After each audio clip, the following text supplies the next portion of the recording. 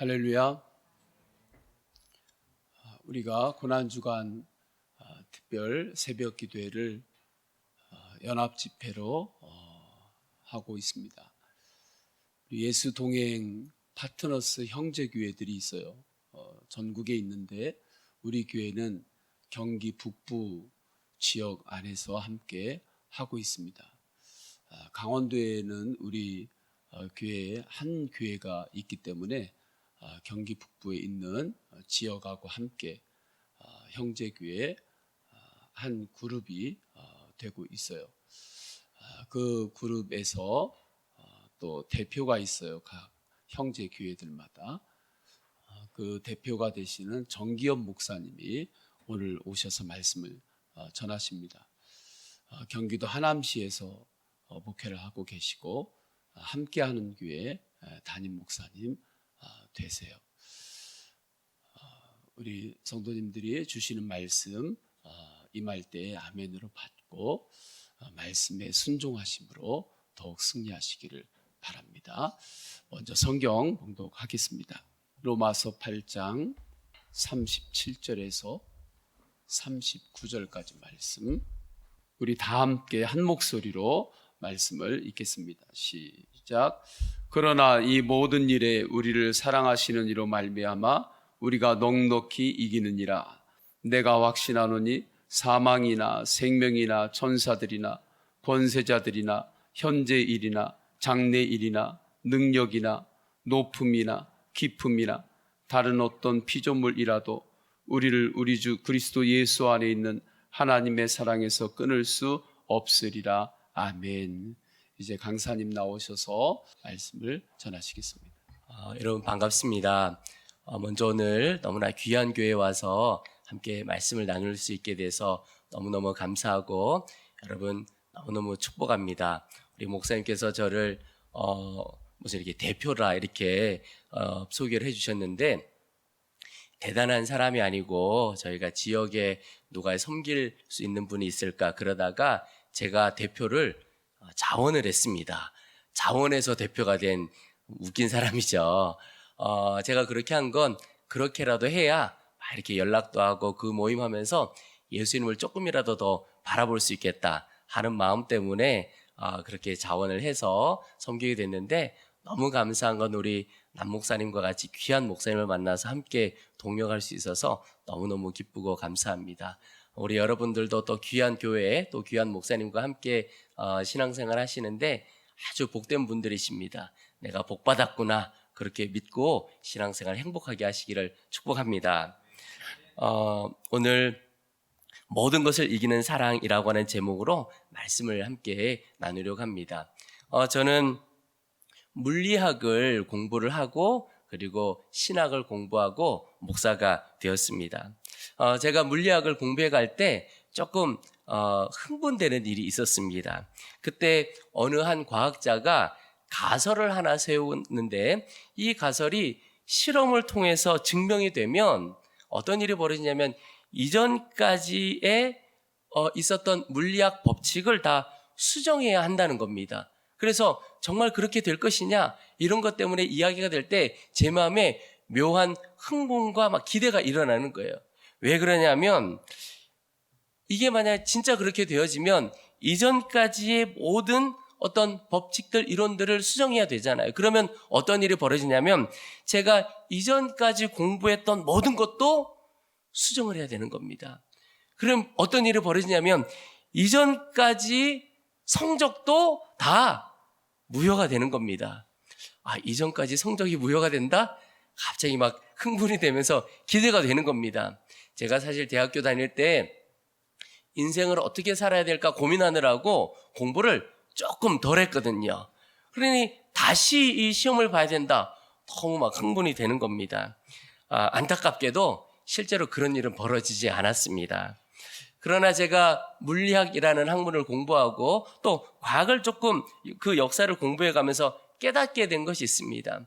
그것은 한 200~300년 전에 그때 세상을 설명하기 위해서는 그때 세상에 맞는 어떤 물리학 이론들이 있었습니다. 좀 간단한 이론들이었는데 그 이론으로 그 시대에 되어진 일들이 설명이 다 가능했습니다. 근데 세월이 지나가면서 그때 그 이론으로는 다 설명되지 않는 일들이 보여지는 겁니다. 그러면서 어떤 일이 벌어지냐면 이론들이 수정되기도 하고 새로운 이론들이 제시되기도 하는 겁니다. 그래서 아마 여러분 들어보셨을 것 같아요. 요즘 가장 유명한, 최근에 유명한 물리학 이론이라고 한다면 아인슈타인의 상대성 이론, 이런 얘기 들어보셨죠? 이런 이론들이 자꾸 수정되고 발달이 되어 가는 겁니다. 제가 여러분에게 이론이라고 표현을 드렸습니다. 이유가 있습니다. 왜 이론이냐? 이론이라고 하는 건 변화되거나 변화될 가능성이 있다, 이런 뜻입니다. 그래서 이론이에요. 세월이 지나가면 바뀌어질 가능성이 많은 겁니다. 그 말은 진리가 아니다, 이런 뜻이죠. 진리는 변하지 않는 게 진리인 겁니다. 여러분, 우리에게 진리가 있습니다. 이게 뭐냐면 하나님께서 나를 사랑하신다. 이건 진리인 겁니다. 그 말은 시간이 지나고 세상이 바뀌고 시대가 바뀌어도 변하지 않는다, 이런 뜻입니다. 우리가 어떤 형편, 어떤 삶을 살든지 하나님은 우리를 사랑하십니다. 여러분, 이 말씀 많이 들으셨죠? 그런데 안타까운 것 하나가 정말 우리는 하나님이 나를 사랑하시는 것을 믿느냐 하는 겁니다. 이것을 듣기는 많이 들었는데 실제로 성도들에게나 우리 또 젊은 청년들에게나 10대 아이들에게나 하나님이 너 사랑하시는 것 정말 믿냐? 그러면 선뜻 정말 그렇다고 대답을 못하는 경우가 많습니다. 그건 내가 들어서 아는 것하고 실제로 믿고 누리는 것하고 차이가 있다, 이런 뜻이죠. 오늘 사도 바울이 그렇게 말씀을 합니다. 그러나 이 모든 일에 우리를 사랑하시는 이로 말미암아 우리가 넉넉히 이기느니라. 여러분, 한번 질문을 해보겠습니다. 여러분, 하나님의 사랑을 지식으로 아는 것이 아니라 진심으로 믿는 사람은 달라요. 사도 바울의 표현에 의하면 넉넉히 이긴다고 표현을 하고 있는 겁니다. 우리는 어떻습니까? 여러분, 우리는 넉넉히 이깁니까? 이런 겁니다. 어떤 상황에서도 걱정하지도 않고 염려하지도 않고 근심하지도 않고 두려워하지 않게 되었느냐? 그러면 넉넉히 이기는 거죠. 어떤 사람도 다 사랑할 수 있게 되었느냐? 원수까지도 사랑하게 되고 이제는 나이는 더 이상 미워할 사람, 그런 사람 없게 되었느냐? 그게 넉넉히 이기는 거죠. 성경은 우리에게 넉넉히 이긴다고 했는데 저 자신도 그럴 때가 있고 우리 성도들도 보면 그럴 때가 있는 것 같아요. 넉넉히 지고 살아요. 성경은 넉넉히 이긴다고 그랬는데 우리는 넉넉히 지고 살 때가 있는 겁니다. 이유가 있다면 하나님의 사랑을 믿지 못하는 거예요. 아는 게 아니라 믿지 못하는 거죠. 누리지 못하는 겁니다. 제가 목회하는 교회에 그 가까이에 팔당댐이라고 있습니다. 들어보셨죠?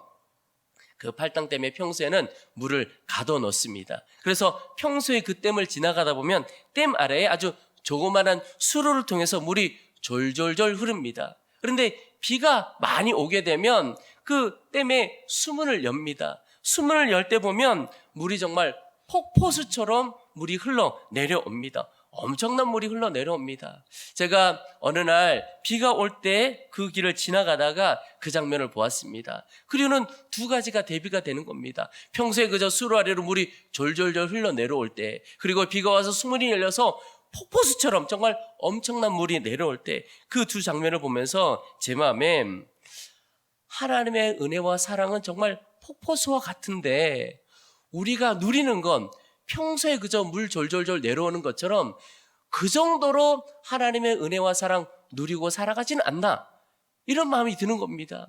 여러분은 어떻습니까? 그 폭포수 같은 하나님의 은혜를 다 누리고 살아가십니까?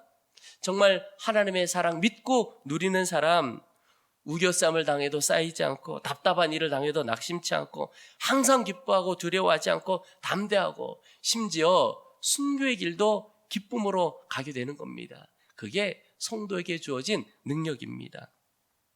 저는 유기성 목사님, 선한목자교회 섬기시는 유기성 목사님 아주 어릴 때부터 청년 때 저희 교회 담임 목사님이셨어요. 제가 평신도로 섬길 때 우리 교회 담임 목사님이 유기성 목사님이셨고, 제가 목회 길을 가면서도 아주 오랫동안 선한목자교회에서도 제가 10년 정도 유기성 목사님과 함께 목회를 하면서 목회도 배웠고, 그래서 저에게 있어서는 아주 큰형님 같으시기도 하고 또 영적인 아버지 같은 그런 분이십니다. 근데 그 목사님의 장모님 이야기를 들은 적이 있습니다.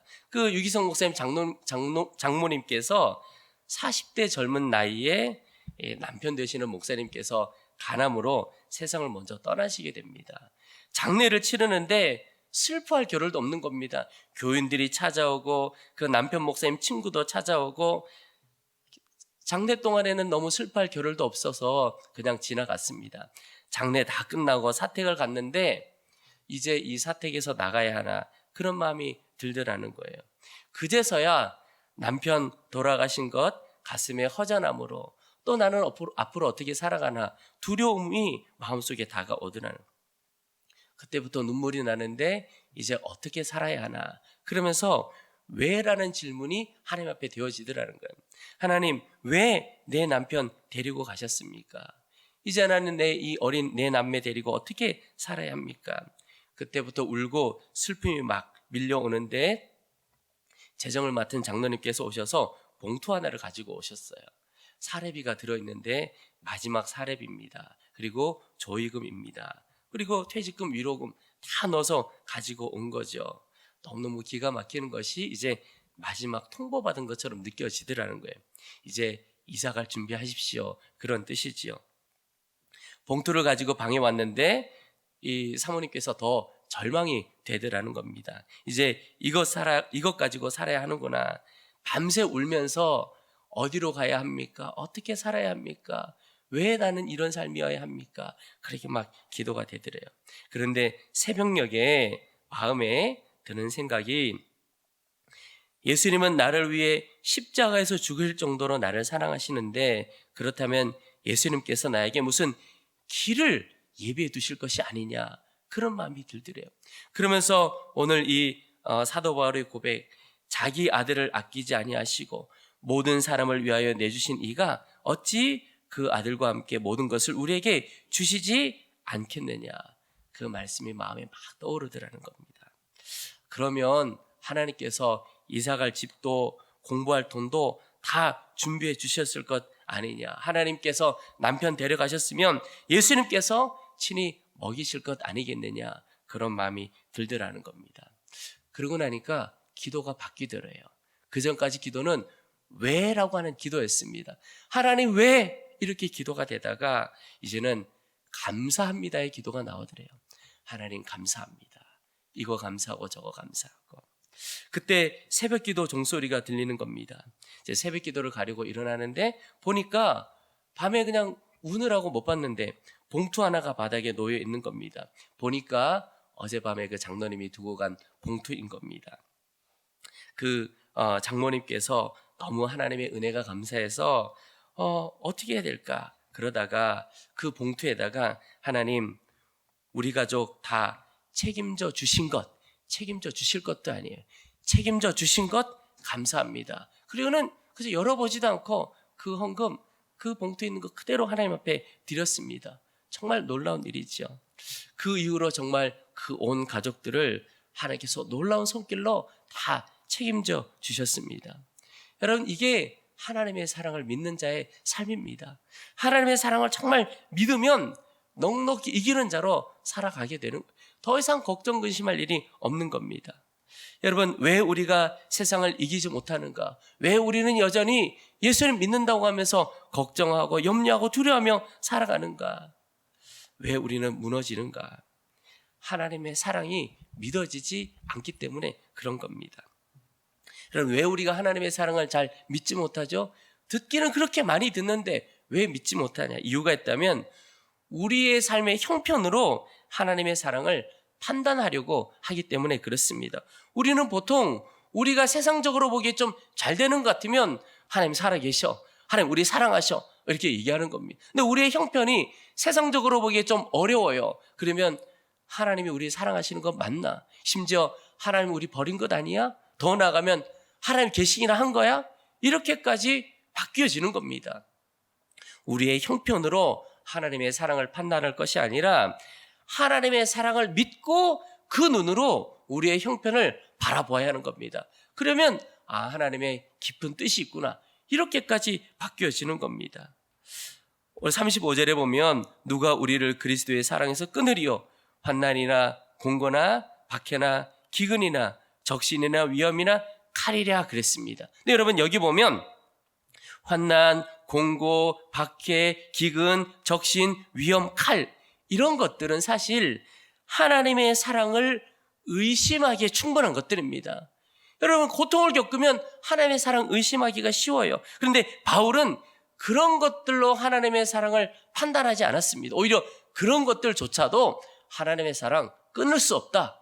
확신 가운데 있었던 거죠. 여러분 하나님의 사랑은 진리라고 말씀을 드렸습니다. 분명한 증거가 있습니다. 십자가가 증거입니다. 로마서 5장 8절에 보면 우리가 아직 죄인 되었을 때에 그리스도께서 우리를 위하여 죽으심으로 하나님께서 우리에 대한 자기의 사랑을 확증하셨느니라. 여러분 십자가는 확증입니다. 하나님께서 우리를 사랑하신다는 증거가 아들을 내어주신 그 십자가인 겁니다. 여러분 우리가 자격이 있어서 하나님의 사랑받는 것 아닙니다. 우리는 아무런 자격이 없지만 그럼에도 불구하고 그래도 하나님은 우리를 사랑하시는 겁니다. 이 사실 붙들고 사는 성도에게 힘이 있는 겁니다. 결혼한 지 한 10년 정도 지난 부부가 있었습니다. 그런데 세월이 흐를수록 남편에 대한 아내의 불만이 점점 커져만 갔습니다. 그러다 보니까 다툼이 일어나고 가정의 화평이 깨어지게 되는 겁니다. 부부가 고민하다가 하나 이렇게 해보자. 각자 종이 상자를 하나씩 준비해서 서로에게 불만이 생길 때마다 불만 내용을 글로 써서 거기에 집어넣기로 했습니다. 그리고 한 달이 지나고 서로 바꾸어 보기로 했습니다. 한 달이 지났습니다. 아내가 상자를 남편에게 내미는 겁니다. 그러면서 자, 한 달 동안 당신이 나를 얼마나 실망시켰는지 한번 보세요. 아내의 불만을 막 적은 거죠. 남편이 말없이 아내의 상자 속에 쪽지를 하나씩 꺼내 읽었습니다. 그리고 나서 자기의 상자를 아내에게 내밀었습니다. 아내가 남편의 쪽지들을 하나씩 펴서 읽기 시작했습니다. 그런데 남편이 쓴 쪽지에는 하나같이 뭐라고 적혀있냐면 그래도 당신을 사랑합니다. 또 쪽지 하나 펴보니까 그래도 당신을 사랑합니다. 그러니까 아내는 남편에게 불만이 있을 때마다 그 불만 다 적어서 넣었는데 남편은 아내가 그런 이야기 할 때마다 그래도 당신을 사랑합니다. 그거 넣은 겁니다. 아내는 불평해도 남편은 사랑합니다. 아내의 연약함에도 그래도 남편은 당신을 사랑합니다. 여러분, 이 남편 아내가 자격이 있어서 어떤 조건이 있어서 사랑한 게 아니고 아내기에 사랑한 거죠.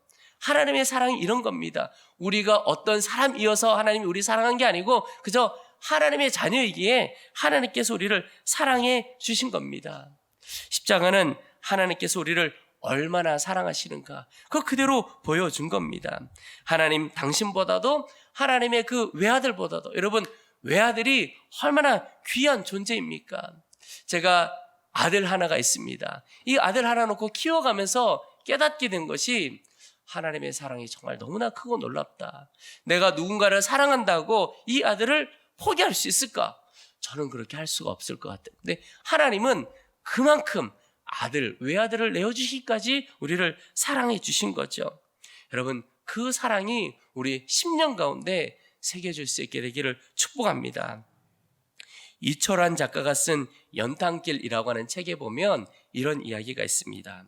벽돌로 지어진 3층 건물이 있는데 그 1층에는 화가가 운영하는 화실이 하나가 있었습니다. 그리고 그 같은 건물 3층에 새로 이사 온 한 여인이 있었는데 그녀가 아기를 업고 계단을 오르락 내리락 하더라는 겁니다. 근데 거기 1층에 있는 화가가 이 아기 엄마를 유심히 보니까 이상한 습관 하나를 가지고 있는데 분명 눈은 외눈이 아닌 것 같은데 계단을 오르락 내리락 할 때마다 한쪽 눈을 감고 마치 한쪽의 장애를 가지고 있는 것처럼 더듬으면서 걸어가더라는 거예요. 그렇게 볼 때마다 참 이상한 습관 가진 여인도 있구나 생각을 했습니다. 하루는 비가 오는 날 이 여인이 비를 피하려고 하다가 그 화실에 들어오게 되었습니다. 그런 인사를 나누게 되었는데 이 화가가 보니까 등에 업고 있는 아기가 한쪽 눈이 흉하게 감겨 있는 것을 발견하게 되었습니다. 들어보니까 태어난 직후에 질병 때문에 한쪽 눈 실명을 했다는 겁니다. 화가 보니까 아이의 마음 이해하려고 하나 보다, 그렇게 생각을 했습니다. 그런데 어느 날 이 여인이 화가를 찾아와서 아기 사진 한 장 내놓으면서 화가 선생님, 이 아기의 사진으로 그림을 그려줄 수 있습니까? 화가가 가능하다고 그랬더니 그려달라고 하면서 부탁 하나를 하는 겁니다. 그런데 이 우리 아기 오른쪽 눈을 정상으로 예쁘게 그려줄 수 있습니까? 엄마 마음이 다 그런 거지. 그래서 화가가 그렇게 할 수 있습니다. 그리고는 그려주는데 특별히 그 오른쪽 눈 그릴 때 아주 정성을 다해서 그렸습니다. 그리고는 그 그림을 전해줬는데 너무너무 좋아하더라는 거예요. 어느 날 이 화가가 그 집에 초청을 받아서 가보았더니 조그마한 거실에 자기가 그려준 그림이 아주 정성스럽게 걸려 있어서 너무너무 기뻤다는 거예요. 그런데 그 여인도 그 그림이 너무 좋다고 이야기하면서 한 가지 이야기를 하는 겁니다. 화가 선생님, 저는 제 아기에게 꼭 이런 눈 주고 싶어요. 아기가 조금 더 크면 제 눈을 이식해 줄 겁니다. 그러면 우리 아기도 예쁜 눈 가지게 되겠지요. 그래서 저는 지금부터 한쪽 눈으로 사는 연습하고 있습니다. 한쪽 눈으로 밥 먹고 한쪽 눈으로 계단 내려가고 한쪽 눈으로 길을 걷지요. 그래도 저는 얼마나 기쁜지 몰라요.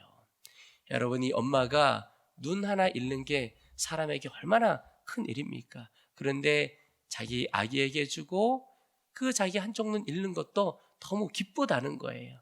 이유가 무엇이죠? 아이를 사랑하니까 그런 겁니다. 하나님께서 아들을 우리에게 주신 것도 아깝지 않고 내어주신 겁니다. 그만큼 우리를 사랑해 주신 겁니다.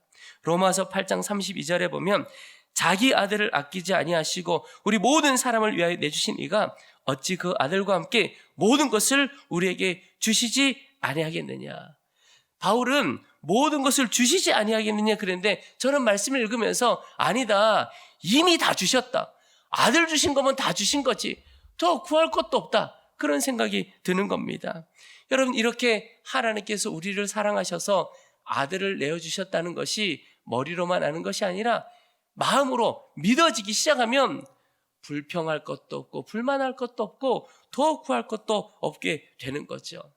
여러분, 이제 내가 살아가는 형편으로 하나님의 사랑을 바라보지 않고 하나님의 사랑을 믿음으로 받아들이고 나를 사랑하시는 그 하나님을 바라볼 수 있게 되기를 축복합니다. 그러면 우리의 삶은 바뀌어지게 됩니다. 모든 것을 넉넉히 이기며 살아갈 수 있게 되는 것입니다. 송병주 목사님이라고 하는 분께서 목회를 하시면서 겪었던 이야기를 하셨습니다. 어느 날 교회 사무실에서 일을 하고 있는데 사무실 문이 펄컥 열리더라는 거예요. 보니까 키는 거의 한 190cm 되는 아주 눈이 부리부리하고 덩치 큰 한 청년 한 명이 들어오더라는 거예요. 그러면서 난데없이 말하기를 사실 저는 지금 눈뜬 장님이 되어가고 있습니다. 그렇게 이야기를 하는 겁니다.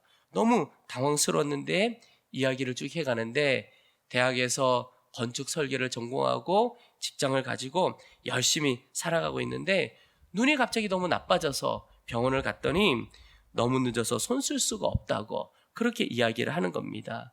마음의 준비를 하라고. 그러면서 그 목사님 앞에 와서 이 청년이 엉엉 울면서 이야기하기를 목사님, 그동안 제가 배우고 알아온 모든 것 다 끝났습니다. 제가 배운 영어, 건축 설계 다 무용지물이 되었습니다. 이제 저는 점잖아 배워야 하는 인생이 되었습니다. 차라리 교통사고로 의식이 없어지든지 아무것도 모른다면 이렇게 고통스럽지 않겠습니다. 살아온 지난 날이 아무런 의미가 없어졌습니다. 그가 계속 절규하기를 그런 겁니다. 목사님 아십니까? 잠에서 깬다는 말과 눈을 뜬다는 말은 같은 말입니다. 그런데 제게는 전혀 다른 의미입니다. 아침마다 잠을 깨지만 눈을 뜨지는 못합니다. 눈을 뜰 수 없는 마음을 아십니까?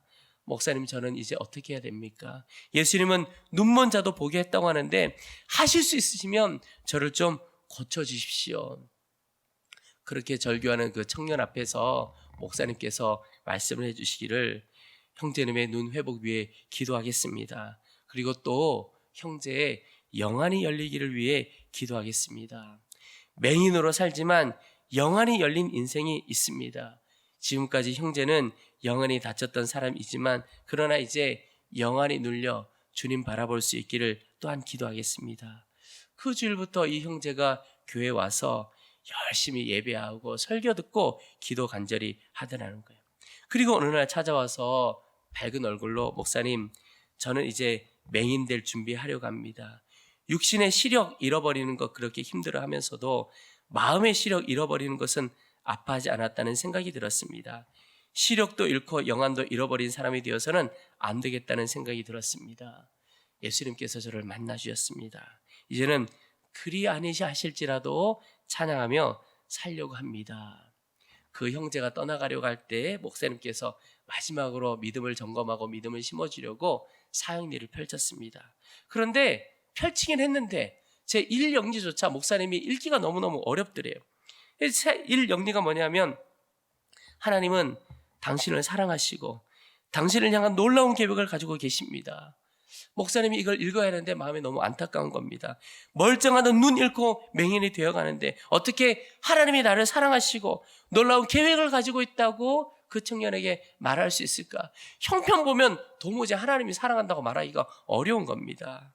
그 형제에게 그 내용을 따라하라고는 했지만 목사님이 너무 목이 메어 목사님이 하기가 어려운 겁니다. 그런데 이 형제가 담담하게 따라하는 겁니다. 그리고 목사님 꼭 잡고 목사님의 말씀이 마쳤을 때 아멘으로 화답을 했습니다. 그 목사님에서 고백하기를 우리는 더 이상 사형리 읽을 필요가 없었다. 그렇게 고백을 하는 겁니다.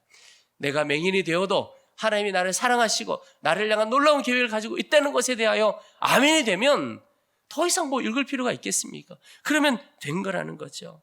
여러분, 어떤 것도 하나님의 사랑 끊을 수가 없습니다. 사도 바울이 확신했던 것처럼 내가 확신하노니 그 확신이 우리 모두의 확신이 되어지기를 원합니다. 사망이나 생명이나 천사들이나 권세자들이나 현재일이나 장래일이나 능력이나 높음이나 깊음이나 다른 어떤 피조물이라도 우리를 우리 주 그리스도 예수 안에 있는 하나님의 사랑에서 끊을 수 없으리라.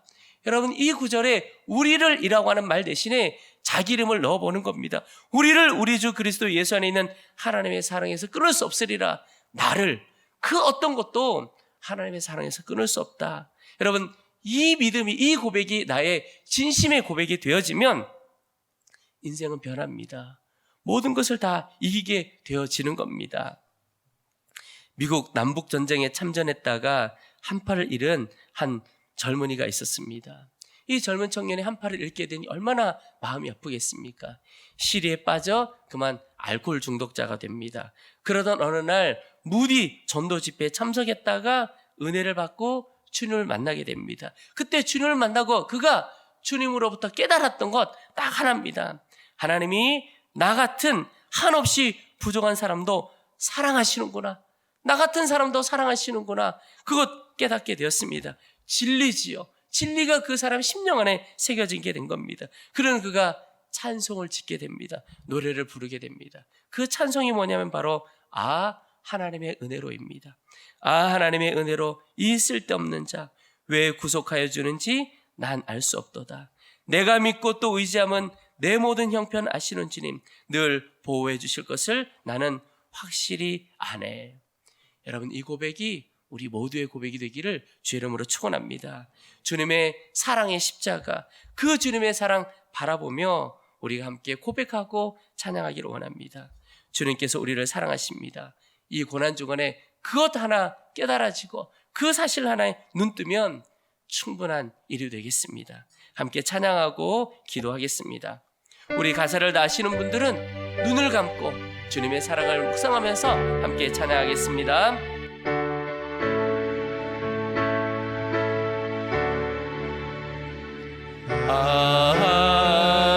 하나님의 은혜로 있을 데 없는 자 왜 구속하여 주는지 난 알 수 없도다. 내가 믿고 또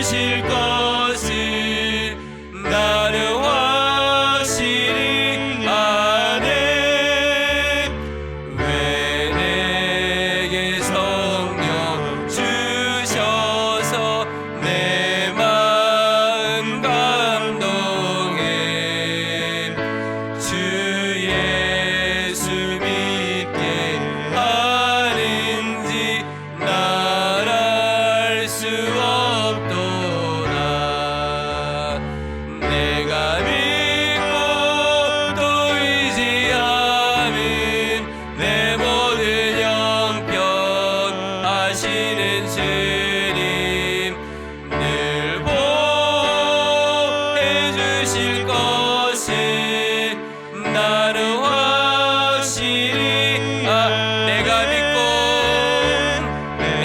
믿고 또 의지함은 내 모든 형편 아시는 주님 늘 보해 주실 것을 나는 확실히 우리 다시 한번 내가 믿고 또 의지함은 내 모든 형편 아시는 주님 늘 보해 주실 것을 나는 확실히 아멘. 우리 이제 말씀을 듣고 우리 간절한 마음으로 함께 기도하겠습니다. 하나님, 이 한 주간 아들을 아끼지 않고 내어주신 그 놀라우신 하나님의 사랑에 눈 뜨도록 도와주옵소서. 하나님, 이제는 하나님의 그 놀라우신 사랑으로 인해서 걱정과 근심과 염려와 두려움에서 벗어나게 하여 주옵소서. 하나님의 그 사랑으로 인하여 누구라도 사랑하는 자 되어지기를 원합니다. 하나님의 사랑으로 인해서 이제는 모든 것을 넉넉히 이기는 자로 살아가도록 도와주옵소서. 우리 예수의 이름을 한번 간절히 부르고 함께 기도하도록 하겠습니다. 주여, 하나님 아버지 주님을 찬양합니다. 하나님 아버지 주님의 사랑을 하나님